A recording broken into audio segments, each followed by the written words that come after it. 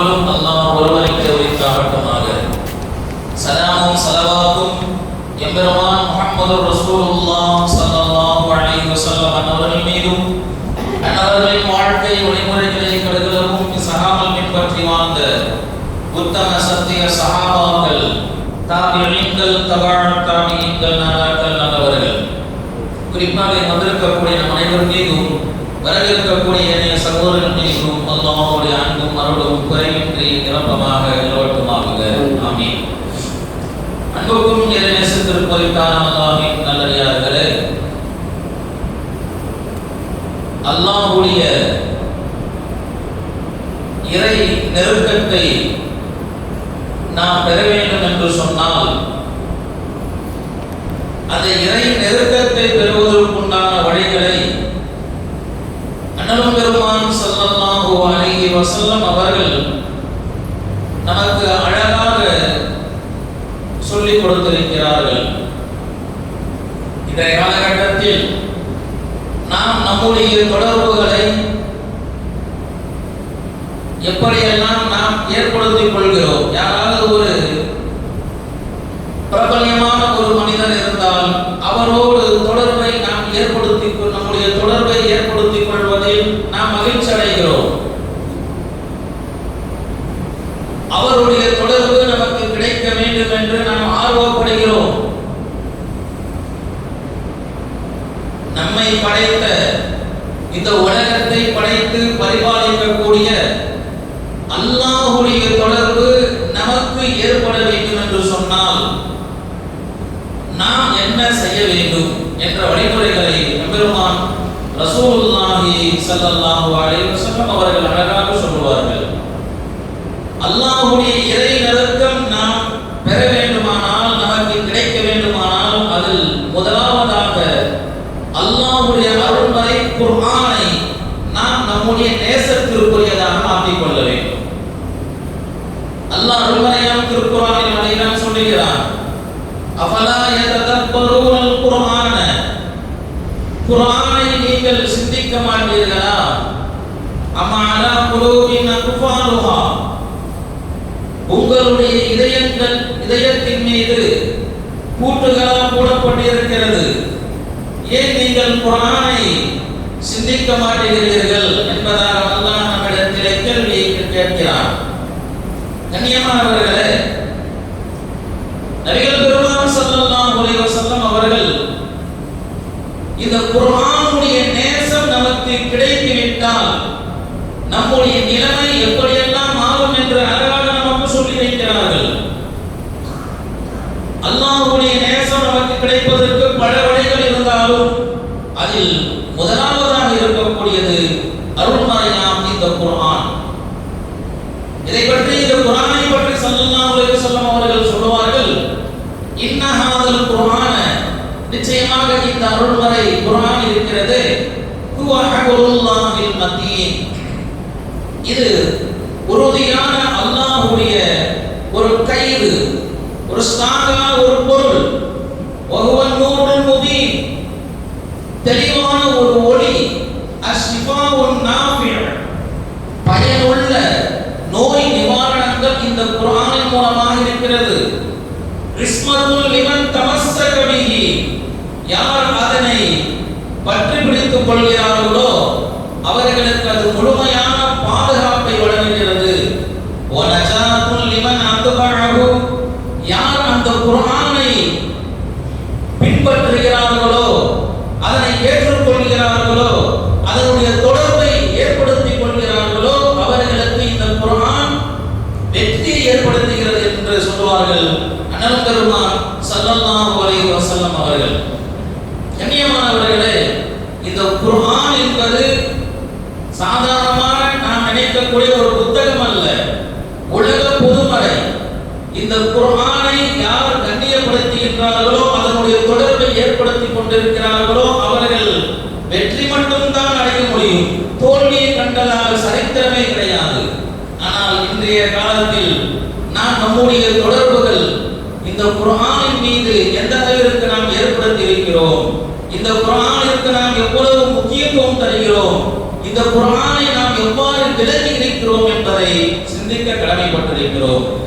கண்ணியமானவர்களே, நாம் மற்ற விஷயங்களில் நம்முடைய நேர காலங்களை சர்வசாதாரணமாக நாம் செலவழித்துக் கொண்டே இருக்கிறோம். அல்லாஹ்வுடைய அருள்மறையாம் திருக்குர்ஆனை கற்றுக்கொள்ள வேண்டும், அதனை ஓத வேண்டும் என்று நம்முடைய மனம் இசைவதில்லை, ஆசைப்படுவதில்லை. ஆனால் ஆசைப்பட்டு விட்டோம் என்று சொன்னால் அதனை கற்றுக்கொள்ள வேண்டும் என்று முயற்சி செய்து கொண்டே இருந்தோம் என்று சொன்னால் இந்த குர்ஆன் மிக மிக இலகுவானது. அல்லாஹ் மற்ற இடங்களிலே சொல்லி காட்டுகிறான், வலகத் யஸ்ஸர்னல் குர்ஆன லித்திக்ரி ஃபஹல் மின் முத்தகிர். இந்த குர்ஆனை நாம் இலகுவாக எடுக்க வைத்திருக்கிறோம், ரொம்ப லேசானது. ஆனால் கற்றுக்கொள்வதற்கு நாம் சிரமமாக நாம் நினைத்துக் கொள்கிறோம். அவ்வாறல்ல, இந்த குர்ஆனை நாம் எப்படி நெருங்குகிறோமோ அது போன்று இந்த குர்ஆன் நமக்கு மிக இலகுவாக மாறிவிடும். கண்ணியமானவர்களே, இந்த குர்ஆனுடைய விஷயத்தில் நாம் மிக கவனமாக இருக்க வேண்டும். சரியாக இன்னும் 3 மாதங்கள் தான் இருக்கிறது ரமலான் வருவதற்கு. ஒவ்வொரு வருடமும் நாம் சொல்வதுதான், ரமலானில் நாம் எப்படியாவது ஒரு குர்ஆனை நாம் நம்முடைய கண்களால், நம்முடைய வாய்களால், நம்முடைய கரத்தால் பார்த்து ஓதி அதை ஒரு குர்ஆனை நினைவு செய்ய வேண்டும் என்று நாம் ஒவ்வொருவரும் ஆசைப்பட வேண்டும். அதற்குண்டான முயற்சியை நாம் மேற்கொள்ள வேண்டும். ரொம்ப இலகுவானது. மற்ற விஷயமெல்லாம் ரொம்ப பாரதூரமான விஷயத்தெல்லாம் சர்வசாதாரணமாக நாம் கற்றுக்கொள்கிறோம். குர்ஆனை அல்லாஹ் இலகுவானது என்று சொல்கிறான். ஆனால் கற்றுக்கொள்வதற்குண்டான நேர அவகாசங்களை நாம் தான் ஏற்படுத்திக் கொள்ள வேண்டும். கண்ணியமானவர்களே, ரமலானுக்கு முன்னால் நாம் நம்முடைய குர்ஆனுடைய விஷயம் நாம் கவனமாக இருந்து அதனை எப்படியாவது நான் தராவீஹ் தொழுகையில் கேட்பது ஓதுவது அது வேறு விஷயம். ஒவ்வொருவரும் நான் என்னுடைய சிந்தனையோடு, என்னுடைய கண்களால், என்னுடைய வாயால் நான் குர்ஆனை ஓதி முடிப்பேன் என்று ஆசைப்பட வேண்டும். அதை கற்றுக்கொள்வதற்குண்டான முயற்சிகளை நாம் மேற்கொள்ள வேண்டும். கண்ணியமான பெருமக்களே, நாம் சொல்லிக் கொண்டுதான் இருக்கிறோம். யார் விரும்பினாலும், யார் ஆசைப்பட்டாலும் இன்ஷா அல்லாஹ் நாம் சொல்லிக் கொடுப்பதற்கு தயாராக இருக்கிறோம். அல்ஹம்துலில்லாஹ், நிறைய கல்லூரி மாணவர்கள் 10வது 12வது வகுப்பு படிக்கக்கூடிய மாணவர்கள் எல்லாம் அவர்கள் பள்ளிக்கூடங்கள், அந்த கல்லூரிகளுடைய நேரங்கள் போக மற்ற நேரங்களில் மக்ரிபுடைய நேரத்தில், மக்ரிபுக்கு பிறகு இஷாவுடைய நேரத்தில் இன்னும் யாரும் வரவில்லை. மற்ற நேரங்களில் நம்மிடம் அந்த குர்ஆனை கற்றுக்கொள்கிறார்கள். ஆர்வம் இருந்தால், ஆசை இருந்தால் இன்ஷா அல்லாஹ் கண்டிப்பாக இந்த குர்ஆன் நமக்கு மிக இலகுவாக மாறிவிடும். அதேபோல் இந்த குர்ஆனை நம்முடைய பிள்ளைகளுக்கு கற்றுக் கொடுப்பதில் நாம் மிக மிக கவனமாக இருக்க வேண்டும். இன்றைய காலகட்டம் எப்படி இருக்கிறது என்று சொன்னால், பள்ளிக்கூடத்தினுடைய முழு நம்முடைய பிள்ளைகளுடைய நேர காலங்களையும் பள்ளிக்கூடம் சார்ந்ததாக இருக்கிறது. பள்ளிக்கூடம் விட்டு நாம் வீட்டுக்கு வந்து சிறிது நேரத்தில் அவர்கள் டியூஷன், இது போன்ற இந்த மார்க்கம் சார்ந்த, குர்ஆன் சார்ந்த, ஷரியத் சார்ந்த விஷயங்களை விட்டு நம்முடைய பிள்ளைகள் தூரமாக செல்லக்கூடிய இந்த காலகட்டத்தில் நம்முடைய பிள்ளைகளுக்கு குர்ஆனை கற்றுக் கொடுப்பதில் நாம் ரொம்ப கவனமாக இருக்க வேண்டும். பள்ளிக்கூடம் செல்லவில்லை என்று சொன்னால், சாதாரணமாக டியூஷன் செல்லவில்லை என்றால் கூட நாம் அவர்களை கண்டிக்கிறோம், பிள்ளைகளை கேட்கிறோம். ஆனால் மக்தப் மதரசாவுடைய விஷயத்துல நம்ம கோட்டை இருக்கிறோம். ஒவ்வொரு மாணவிகளுடைய ஆரம்ப பள்ளிக்கூடம் மக்தப் மதரசா. இந்த மதரசாக்களில் நாம் நம்முடைய பிள்ளைகளை சரியாக இணைத்து விட்டோம் என்று சொன்னால், நாம் சரியாக நம்முடைய பிள்ளைகளை அனுப்பி வைத்து விட்டோம் என்று சொன்னால் இன்ஷா அல்லாஹ் நம்முடைய பிள்ளைகள் வழி தவற மாட்டார்கள். மார்க்கத்தின் மீது பற்றுள்ளவர்களாக மாறிவிடுவார்கள், ஷரியத்தை பின்பற்றக்கூடியவர்களாக மாறிவிடுவார்கள். ஏன், நம்முடைய மௌத்துக்கு பின்னால் நமக்கு துஆ செய்யக்கூடிய நல்ல பிள்ளைகளாக உருவாகி விடுவார்கள்.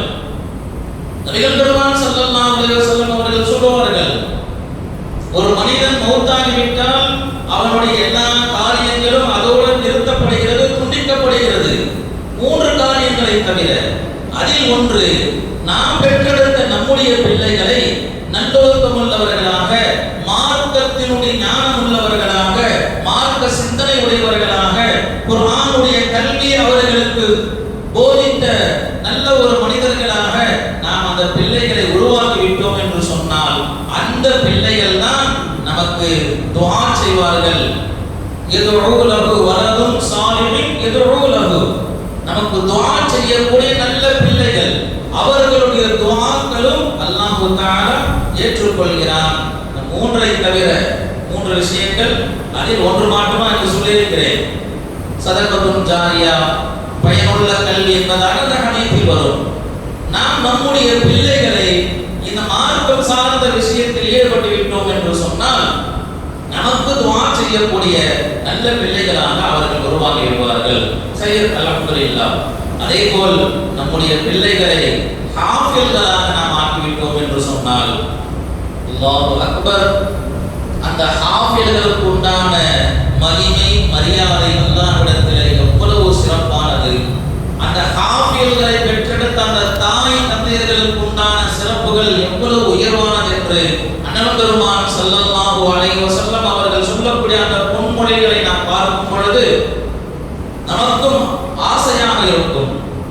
எந்த அளவிற்கு என்று சொன்னால், ஒரு ஹாஃபில், நாம் நம்முடைய பிள்ளையை, நாம் பெற்றெடுத்த நம்முடைய மகனையோ மகளையோ ஹாஃபிலோ ஹாஃபிலாகவோ நாம் ஆக்கிவிட்டோம் என்று சொன்னால், அவர்களுக்கு உண்டான சிறப்புகள் வேறு.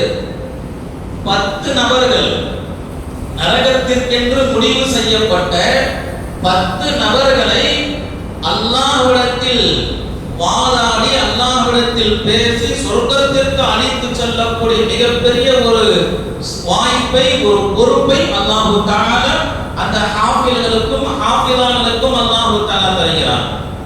அவ்வளவு மகிமை மிக்க இந்த குர்ஆனை நம்முடைய பிள்ளைகளை கற்றுக் கொடுக்கக்கூடிய விஷயத்தில் நாம் கவனம் குறைவாக இருந்துவிடக் கூடாது.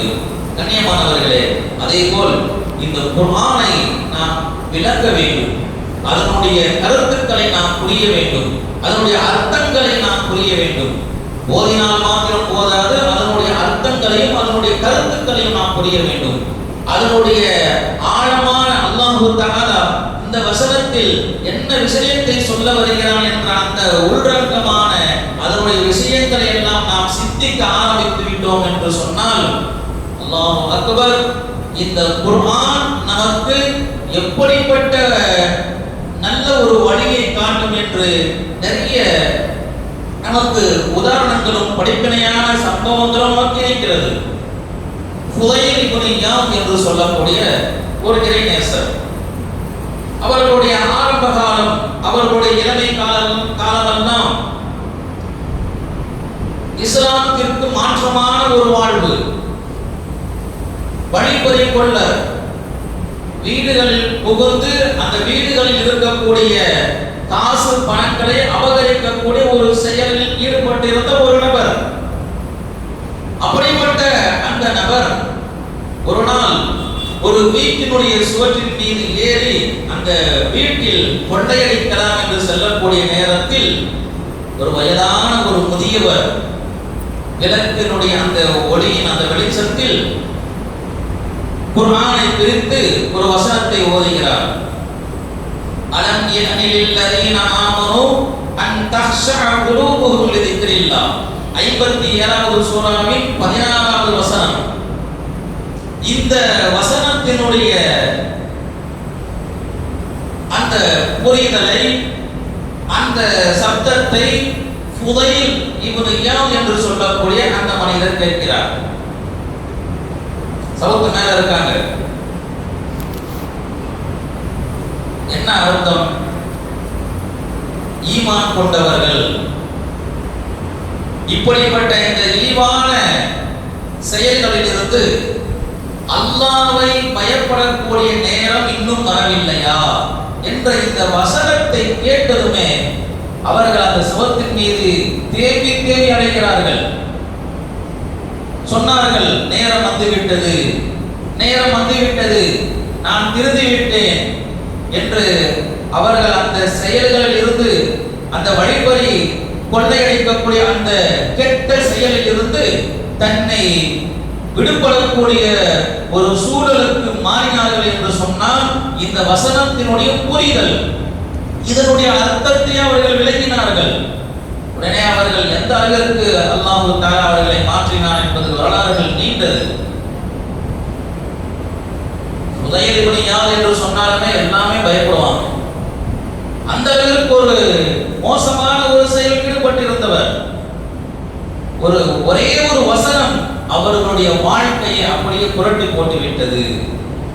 அல்லாஹ்வுடைய பயம் இவர்களுக்கு வரவில்லையா என்ற இந்த ஒரே ஒரு வசனம் அவர்களுடைய உள்ளத்தை அப்படியே மாற்றிவிட்டது. அந்த செயலை அப்படியே விட்டுவிட்டு ஹஜ்ஜுக்கு செல்லக்கூடிய ஒரு கூட்டத்தாரிடத்தில் வந்து நான் உங்களோட ஹஜ்ஜுக்கு வருகிறேன் என்று சொல்லுவார்கள். அந்த ஹஜ்ஜுக்கு வரக்கூடியவங்க சொல்றாங்க, உள்ளூர்கார மாதிரி தெரியுது, ஃபுதைல் இப்னு இயாத் சொல்லக்கூடிய ஒரு மனிதர் இருக்காரு, அவர்கிட்ட நாங்க பாதுகாப்பு பெறுவதற்கு உங்களுடைய உதவி எங்களுக்கு தேவைப்படுது. யாருக்கிட்ட சொல்றாங்க? அவர்கிட்ட தான் சொல்றாங்க. அவர்கிட்ட நாங்க பாதுகாப்பு, என்னுடைய பொருட்களை எல்லாம் பாதுகாப்பு பெறுவதற்கு உள்ளூர்காரன உங்களுடைய உதவி எங்களுக்கு தேவைப்படுது. அவங்களுக்கு தெரியாது, அவங்க பார்த்தது இல்லை. ஹஜ்ஜுக்கு செல்கிறார்கள், கஅபாவிற்கு சென்று அங்கு தௌபா செய்கிறார்கள். தான் செய்த குற்றத்தை எல்லாம் அல்லாஹ்விற்கு முன்னால் ஒப்படைத்து அந்த கெட்ட செயலில் இருந்து தன்னை விலகி அல்லாஹ்விடத்தில் தௌபா செய்கிறார்கள். அல்லாஹ் அவர்களை மிகப்பெரிய ஒரு இறை நெருக்கத்தை பெற்ற இறைநேசராக மாற்றிவிட்டான். 2 ஹரம்களுக்கும் இமாமாவும் ஆகினார்கள். கஅபத்துல்லாஹ்விலும் இமாமாக இருந்தார்கள், மதீனா மஸ்ஜித் நபவியிலும் இமாமாக இருந்தார்கள். இவ்வளவு பெரிய ஒரு சிறப்பை அடைவதற்கு என்ன காரணம்? ஒரே ஒரு வசனத்தினுடைய புரிதல். அந்த ஒரே ஒரு வசனம் அவருடைய உள்ளத்தை அப்படியே மாற்றி போட்டு புரட்டி போட்டு விட்டது. அதனால் அவர்கள் அல்லாஹ்வுடைய இறை நெருக்கத்தை பெற்ற இறைநேசராக ஆகிவிட்டார்கள். அல்லாஹ்வுடைய இறை நெருக்கம் நமக்கும் கிடைக்க வேண்டுமானால் நாம் அல்லாஹ்வுடைய அருள்மறையின் திருக்குர்ஆனோடு தொடர்பை ஏற்படுத்திக் கொள்ள வேண்டும். அதனை ஓத வேண்டும், அதனுடைய அர்த்தங்களை புரிய வேண்டும், அதனுடைய கருத்துக்களை சிந்திக்க வேண்டும். நாமும் சிந்தித்தோம் என்று சொன்னால் நம்முடைய வாழ்க்கையும் சிறப்பானதாக மாறும் என்பதில் எந்த விதமான சந்தேகமும் இல்லை. நிறைய நிகழ்வுகள் இருக்கிறது. அதற்கு உமர் ரலியல்லாஹு அன்ஹு அவர்களுடைய தங்கையும் அவர்களுடைய தங்கையுடைய கணவரும் இஸ்லாத்தை ஏற்றுக்கொண்டு குர்ஆனை ஓதிக் கொண்டிருக்கிறார்கள் என்ற செய்தி. அதுவரைக்கும் உமர் ரலியல்லாஹு அவர்கள் இஸ்லாத்தை ஈமான் கொள்ளவில்லை, இஸ்லாத்திற்குள் வரவில்லை. கோபமாக வருகிறார்கள். தன்னுடைய சகோதரர் வந்துவிட்டார் என்ற அந்த பதட்டத்தில் அவசரத்தில் ஓதிக்கொண்டிருந்த அந்த குர்ஆனை வேக வேகமாக எடுத்த அந்த நேரத்தில் சூரத்து தாஹாவினுடைய ஒரே ஒரு குர்ஆனுடைய ஒரு பேப்பர், ஒரே ஒரு தாள் கீழே விழுந்து விடுகிறது. வந்த வேகத்தில் உமர் ரலியல்லாஹு அன்ஹு அவர்களுடைய பார்வை அந்த தாளின் மீது பட்டது. ஒரே ஒரு வசனம், இன்னனி அனல்லாஹு லா இலாஹ இல்லா அனா ஃபஅபுதுனி, நிச்சயமாக நானே அல்லாஹ், என்னை தவிர வணக்கத்திற்குரியவர் யாரும் இல்லை. ஒரே ஒரு வசனம். இந்த வசனத்தின் மீது அவர்களுடைய பார்வை பட்டது. எந்த நோக்கத்திற்காக வேண்டி வந்தார்களோ அதை அப்படியே அவர்கள் மறந்துவிட்டு தன்னை இஸ்லாத்திற்குள் இணைப்பதற்கு காரணமாக ஆக்கியது ஒரே ஒரு வசனத்தினுடைய புரிதல். இது போன்ற நிறைய நிகழ்வுகள் இருக்கிறது. ஹைர், அல்ஹம்துலில்லாஹ். அதே போல் அல்லாஹ்வுடைய நெருக்கத்தை நாம் பெற வேண்டும் என்று சொன்னால் நாம் அதிகமாக நஃபிலான வணக்கங்களில் தன்னை ஈடுபடுத்திக் கொள்ள வேண்டும். அத்தகர்ரபு இலல்லாஹி பின் நவாஃபில், நஃபிலான வணக்கங்களின் மூலம் நாம் என்ன செய்யலாம்? அல்லாஹ்வுடைய இறை நெருக்கத்தை பெறலாம். அபூ ஹுரைரா ரலியல்லாஹு அன்ஹு அவர்கள் அறிவிக்கக்கூடிய ஹதீஸ், திர்மிதி, இப்னு மாஜா போன்ற ஹதீஸ் கிரந்தங்களில் வரக்கூடியது. நாம் நஃபிலான வணக்கங்களின் மூலம் நாம் அல்லாஹ்வை நெருங்கிக் கொண்டே இருக்கும் பொழுது ஒரு கட்டத்தில் அல்லாஹ் நம்ம எந்த அளவிற்கு நேசராக ஆக்கிக் கொள்வான் என்று சொன்னால், நாம் பிடிக்கக்கூடிய கரமாக, நடக்கக்கூடிய காலாக, நாம் பார்க்கக்கூடிய பார்வையாக, கேட்கக்கூடிய கொடுக்கக்கூடிய சரியாக அல்லாஹ் தஆலா நமக்கு நெருக்கமாக ஆகிவிடுவான் என்று சொல்வார்கள் அண்ணலும் பெருமான் ஸல்லல்லாஹு அலைஹி வஸல்லம் அவர்கள். நஃபிலான வணக்கங்கள் நிறைய இருக்கிறது. ஒது செய்தால் அந்த ஒதுவுக்காக வேண்டி 2 ரக்காத், பள்ளிவாசலுக்கு வந்தால் பள்ளிவாசலுக்கு தஹிய்யத்துல் மஸ்ஜித் 2 ரக்காத், லுஹா 2 ரக்காத், இஸ்ராக், அவாமின் நஃபில், இது போன்ற நம்முடைய ஃபர்து சுன்னத்தான தொழுகைகளை தவிர இந்த நஃபிலான தொழுகைகளையும் நாம் அதிகமாக தொழும் பொழுது அல்லாஹ்வுடைய இறை நெருக்கத்தை பெறக்கூடியவர்களாக நாம் ஆகிவிடுவோம். அல்லாஹ்வுடைய இறை நெருக்கத்தை பெற்றுவிட்டால் ஜிப்ரீல் அலைஹிஸ்ஸலாம் அவர்களை அல்லாஹ் தஆலா அழைப்பானாம். அழைத்து, யா ஜிப்ரீல், ஓ ஜிப்ரீலே, இந்த ஊர்ல இந்த மனிதனை நான் நேசித்து விட்டேன், அவனுடைய பிரியம் எனக்கு ஏற்பட்டு விட்டது, அதனால் நான் நேசிக்கக்கூடிய இந்த மனிதனை நீயும் நேசித்துக்கொள், நீயும் அவன் மீது பிரியம் வை என்று அல்லாஹ் தஆலா ஜிப்ரீல் அலைஹிஸ்ஸலாம் அவர்களிடம் சொல்லுவான்.